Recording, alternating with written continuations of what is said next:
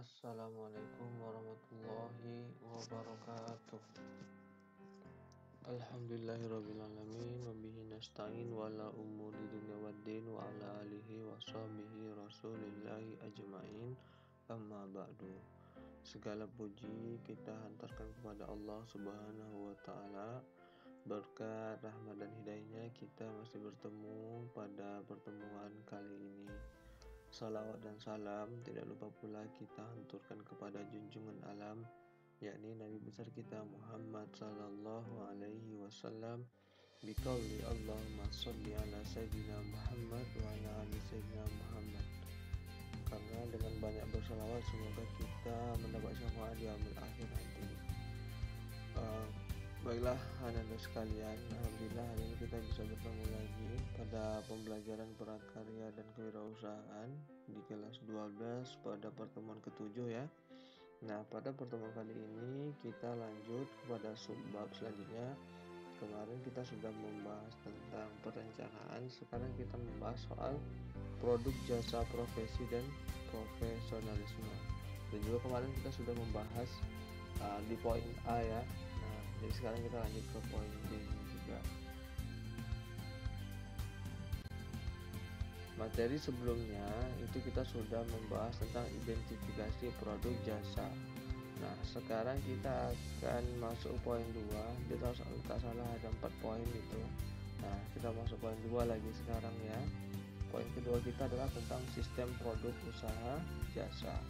Nah, pada pertemuan kali ini kita akan masuk ke poin sistem produk usaha dan jasa. Pada poin 2 ini ada 4 pembahasan di dalamnya. Nah, untuk pada pertemuan kali ini kita membahas A dan B dulu ya, tentang ide dan peluang usaha dan sumber dayanya, potensi produk dan proses produknya. Insya Allah kita laksanakan minggu selanjutnya. Oke ya, kita lanjut.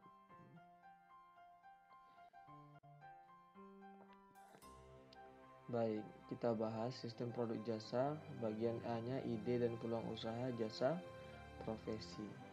Baik, ide dan peluang usaha jasa profesi dibangun melalui ada 2 hal yang perlu kita pahami untuk membangun ide dan peluang usaha.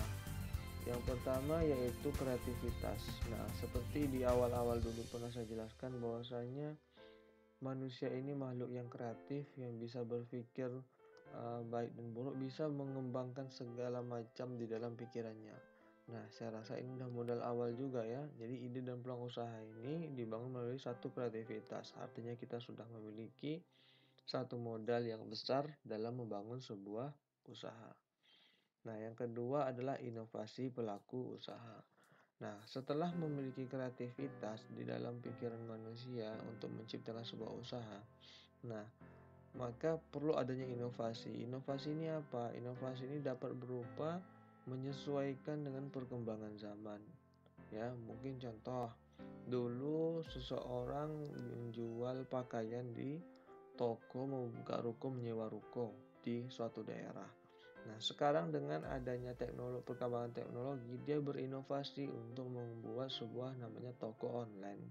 Nah, itu yang dinamakan dengan sebuah inovasi. Nah, kreativitas dan inovasi ini sangat-sangat diperlukan bagi seorang yang ingin memulai sebuah usaha, khususnya jasa profesi. Ya. Salah satunya itu adalah kegiatan ide dan peluang usaha itu adalah industri kreatif. Nah, industri kreatif ini memanfaatkan apa? Memanfaatkan kreativitas, keterampilan, bakat individu. Industri kreatif itu banyak sekali, baik teknologi maupun non teknologi.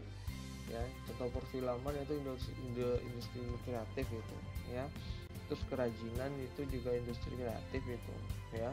Jadi memanfaatkan apa saja dalam industri kreatif itu ya jelas namanya kreatif ya, kreativitas, keterampilan dan bakat individu orang yang digabungkan sehingga menjadi sebuah industri kreatif.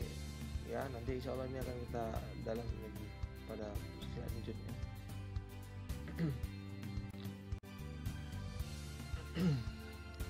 Perkembangan industri kreatif dapat membawa arena baru untuk terus meningkatkan kreativitas dan inovasi bagi sumber daya manusia yang ada ya. Kreativitas manusia sebagai sumber daya ekonomi yang memiliki nilai dan manfaat yang tinggi untuk peningkatan perekonomian di Indonesia. Nah, jadi salah satunya itu ya, ide dan peluang usaha itu ya, yaitu industri kreatif. Jadi dapat membawa arena baru ya dan terus meningkat. Nah, jadi industri kreatif ini ya yang sangat berpeluang pada ide dan peluang usaha, karena betul saya katakan lagi, manusia itu memiliki pikiran yang kreatif, jadi sangat banyak ya. Kekuatan industri kreatif saat ini diantaranya adalah industri kreatif berbasis teknologi digital atau disebut dengan digital company. Nah, mungkin kalian bisa lihat di sebelah kanan itu saya memberikan contoh gambar digital teknologi kreatif. Contohnya di bidang apa saja? Games ya, membuat permainan games, kemudian musik. Ya, kalau di games itu kan bisa tuh download di Play Store, kalau Android banyak sekali. Musik juga ada ya. Ya, tempat-tempat online, dan juga orang menciptakan lagu ya, bisa ngupload di YouTube sekarang sudah. Nah, itu salah satu bentuk industri kreatif ya. Membuat software, membuat animasi, sosial media ya, dan education itu seperti pembelajaran berbasis teknologi, yaitu online, daring ya, seperti kita saat sekarang ini juga salah satunya. Nah, bagi saya mungkin ini tidak ada maksud industri kreatifnya, tapi sebagian orang mungkin asal kalian tahu, banyak sekali sekarang semenjak kita COVID ini banyak sekali yang menawarkan aplikasi-aplikasi yang dia menganggap bisa memudahkan guru. Bahkan kemarin saya ditawarkan aplikasi e-modul. Jadi kalau saya nanya harganya, kalau nggak salah aktivasinya itu sekitar 400 sampai 500 ribu. Kalau nggak salah itu cuma durasi setahun atau selamanya, saya kurang jelas juga itu kemarin ya. Nah, jadi e-modul yang kalau rencana saya beli itu tadi, dia jadi kalau saya contohnya buat materi gini, dia langsung menjadi dalam berbentuk PDF, tapi PDF itu bisa kalau ada videonya bisa di play kan, kalau ada musiknya bisa di play kan. Jadi modulnya betul-betul kekinian lah gitu. Nah, tapi karena saya menimbang juga bukan apa-apa realistis ya, mungkin kalau saya sendiri saya kurang sanggup untuk harus membeli untuk saya sendiri gitu ya. Nah, jadi seperti itu. Nah, banyak sekali inovasi dalam edukasinya yang jelas nampak sekarang di masa-masa COVID ini. Mungkin saya hanya sekedar merekam gini, namun di guru-guru lain udah banyak yang hebat-hebat ya. Nah, itu. Oke, kita lanjut ya. Ini salah satu industri kreatif. Kompetensi kerja merupakan salah satu syarat yang harus dimiliki oleh manusia sebagai sumber daya pelaku usaha jasa profesi dan profesionalisme. Jadi kompetensi itu adalah kemampuan. Ya, kemampuan kerja itu baik itu secara skill, secara fisik maupun pikiran, itu salah satu merupakan semua adalah kompetensi kerja. Merupakan salah satu syarat yang harus dimiliki. Tentulah namanya kita ingin membuat sebuah usaha profesi, atau jangan usaha profesi, anggap kita ingin profesi itu di bawah orang, atau profesi kita contohnya menjadi seorang dokter gitu. Tentu kita harus kemampuan khusus dong, apalagi dokter spesialis. Tentu kita harus memiliki kompetensi yang khusus, makanya ada namanya dokter spesialis dan lain-lain profesi lainnya lah gitu ya. Nah, kompetensi kerja yang dimaksud adalah apa saja? Ada 4 poinnya. Pertama adalah kompetensi personal. Jadi kompetensi personal itu adalah kemampuan dia sendiri gitulah. Dia dia punya kemampuan apa? Apa kemampuan mampu berbicara di depan umum, kemampuan dalam, ya saya contohkan tadi dokter, kemampuan di dalam, sekarang dia sudah profesi dokter paru jadi dokter paru gitu, spesialis paru dan macam-macam lah ya. Nah, yang kedua kompetensi sosial. Kompetensi sosial ini dapat berinteraksi dengan banyak orang, artinya dia bisa gabung di dalam, kalau digabungkan satu kelompok dia bisa berjalan bersama-sama. Nah, kompetensi ini salah satunya juga. Nah, kalau yang ketiga kompetensi teknis. Kompetensi teknis ini kemampuan yang hanya dia yang kompetensi yang dimiliki dia gitu, misal dari pendidikan segala macamnya. Bisa mungkin kita bilang juga dia punya skill, entah tuh kemampuan dia bisa desain grafis, editing video, bisa menghitung dengan cepat, akuntansi, accounting dan lain sebagainya. Itu didapat dari kemampuan pengetahuan dia, baik itu dapat dari institusi pendidikan maupun dia mencari sendiri. Jadi kemampuan kompetensi teknis. Yang keempat adalah kompetensi metodologi. Kompetensi metodologi ini bahasa lainnya adalah analysis, planning, abstract thinking, implementation, and control information. Jadi secara singkatnya kompetensi metodologi ini adalah dia mampu dalam menganalisa dan merencanakan sesuatu dalam pikirannya. Jadi dia harus bisa merencanakan, bukan hanya kerja sebagai robot. Kalau robot bergerak hanya berdasarkan apa program yang dijalankan dalam pikirannya. Nah, manusia selain hanya dari aturan yang dimiliki oleh profesinya, dia juga bisa untuk menganalisa ataupun memplanning hal-hal tersebut. Nah, itulah salah satu kompetensi yang dimiliki. Nah, jadi kompetensi kerja yang dimaksudnya ada 4: kompetensi personal, kompetensi sosial, kompetensi teknis, dan kompetensi metodologi. Ya, semoga bisa dipahami. Lanjut ya.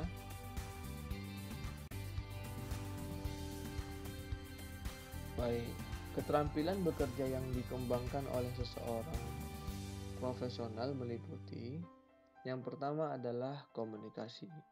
Ya, keterampilan yang bekerja. Keterampilan bekerja itu bisa kita artikan dalam bekerja itu dia itu bisa salah satu hal yang dimiliki dia lah ya, yang bisa digunakan dan bermanfaat bagi tempat yang tempat dia bekerja ataupun tempat dia berusaha itu tadi. Nah, yang pertama itu adalah komunikasi. Berkontribusi produktif dan hubungan yang harmonis di antara karyawan dan pelanggan. Nah, itu komunikasi. Teamwork, ya, berkontribusi produktif terhadap hubungan dan hasil kerja. Teamwork, ya, berkontribusi produktif. Jadi kalau dalam kelompok itu dia bukan hanya nebeng nama, tapi dia bisa betul-betul memberikan sesuatu hal, ide atau bagi dalam kelompoknya itu untuk perkembangan di tempat kerjanya ataupun di tempat usahanya tadi. Yang ketiga, problem solving. Problem solving itu berkontribusi produktif terhadap hasil guna. Ya, jadi berkontribusi produktif terhadap hasil guna. Yang keempat, inisiatif dan enterprise. Berkontribusi untuk hasil guna yang inovatif. Ya. Kemudian ada self management, berkontribusi untuk kepuasan dan pertumbuhan bekerja. Jadi secara singkatnya self management itu bisa mengatur diri, ya. Inisiatif dan enterprise itu dia bisa bergerak tanpa harus ada tekanan dan paksaan, jadi dia bisa melakukan suatu problem solving itu, jadi dia berkontribusi produktif terhadap hasil guna. Yang maksud singkatnya bisa juga dia itu ketika dia bergabung dalam satu tempat, dia itu bisa menghasilkan sesuatu itu tepat sesuai apa yang diharapkan oleh perusahaan gitu ya, bukan hanya sekedar ada tapi tidak bisa memberikan sesuatu hal gitu ya, ataupun yang dihasilkannya itu ya sekedar jadi, nggak bisa gitu ya, betul-betul efektif dan efisien. Nah, lanjut yang keenam tadi dari 5 saya jelaskan ya. Yang keenam, berkontribusi pada peningkatan berkelanjutan dan ekspansi pada pekerja dan operasi perusahaan dan hasilnya. Jadi dia itu selalu ingin tahu, dan juga ketika dia ingin tahu tentu dia harus belajarnya. Ketika dia belajar tentu akan terus menambah peningkatan pengetahuannya, sehingga tempat dia bekerja atau tempat dia usaha juga akan terus berkembang seiring dengan bertambahnya pengetahuannya dari belajar itu tadi. Yang ketujuh adalah teknologi, berkontribusi untuk melaksanakan pekerjaan secara efektif. Nah, dengan teknologi ini kita dapat melaksanakan semua kegiatan usaha atau pekerjaan itu dengan efektif. Ya, contohnya ya, dulu orang kalau berkomunikasi itu harus menggunakan uh, surat tertulis itu. Nah, sekarang dengan ada telepon, jadi kita bisa dipermudah. Nah, jadi teknologi sekarang udah masuk dalam semua lini, baik dunia kesehatan, dunia dunia sosial masyarakat, itu udah masuk semua teknologi. Makanya kemarin juga waktu kelas 11 ya ada pernah saya kasih contoh, ada kampung marketer. Nah, itu cara contoh-contoh kegiatan aktivitas masyarakat, perdagangan, semuanya itu berbasis teknologi. Nah, apa guna datangnya teknologi? Itu membuat semua pekerjaan itu menjadi efektif dan efisien. Itulah gunanya teknologi. Nah ya, jadi adanya teknologi yang ketujuh ini adalah kontribusinya untuk melaksanakan pekerjaan secara efektif. Nah, dibantu oleh teknologi. Nah, inilah 7 keterampilan bekerja yang dikembangkan oleh seseorang profesional. Ya, jadi itu dia.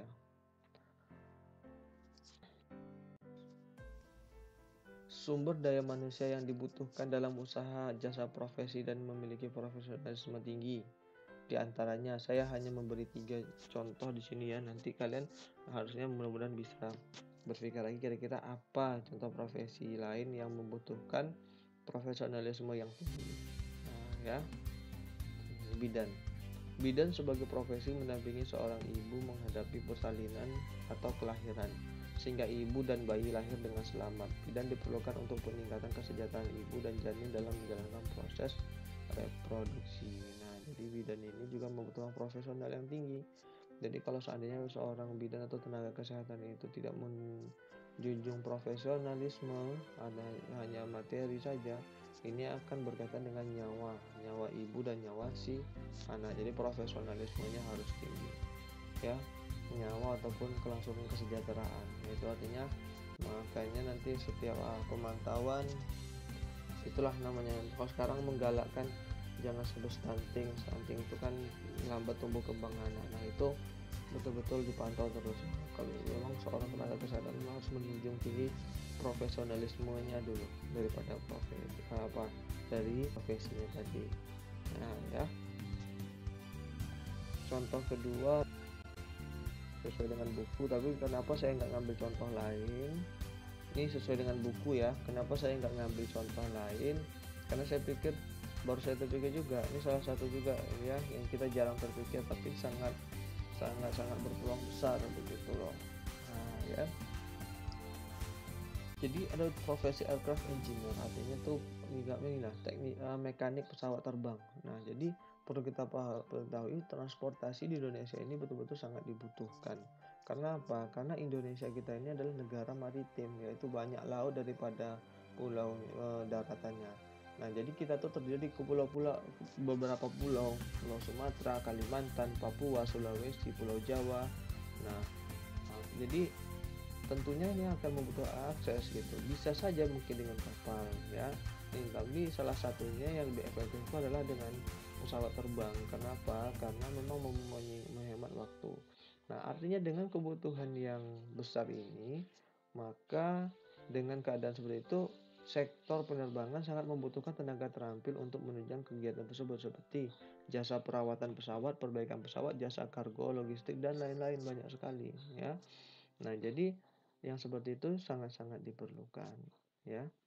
Nah, jadi perbaikan pesawat, perawatan pesawat, jasa kargo lainnya itu sangat juga diperlukan, karena namanya juga semakin banyak orang membutuhkan transportasi itu, tentu kan semakin harus ditingkatkan pelayanan ataupun keadaan fisik dari pesawat itu tadi. Makanya pemeliharaan itu bukan orang sembarangan.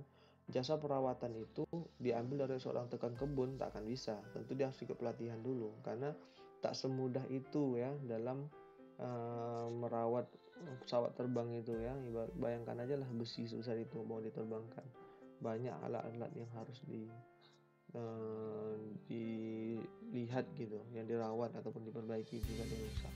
Tidak bisa sembarangan. Jadi profesi ini salah satu profesi yang kita anggap mungkin sepele, kita pikir tukang perbaikan pesawat, tapi bukan seperti itu. Tapi profesi ini juga selalu menjanjikan, karena melihat aktivitas penerbangan di Indonesia ini tidak sepi ya, selalu ramai. Oke, lanjut.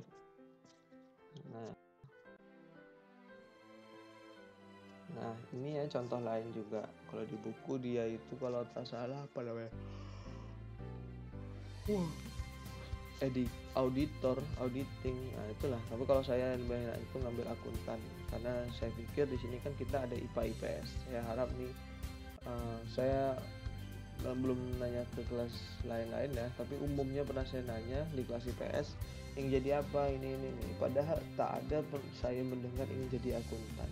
Nah, asal kalian tahu, salah saat sekarang di era 2019 sampai 2020, saya sering membaca itu peluang kerja uh, kekinian itu adalah pertama di bidang IT. Nah, 5 besarnya adalah salah satunya adalah akuntan.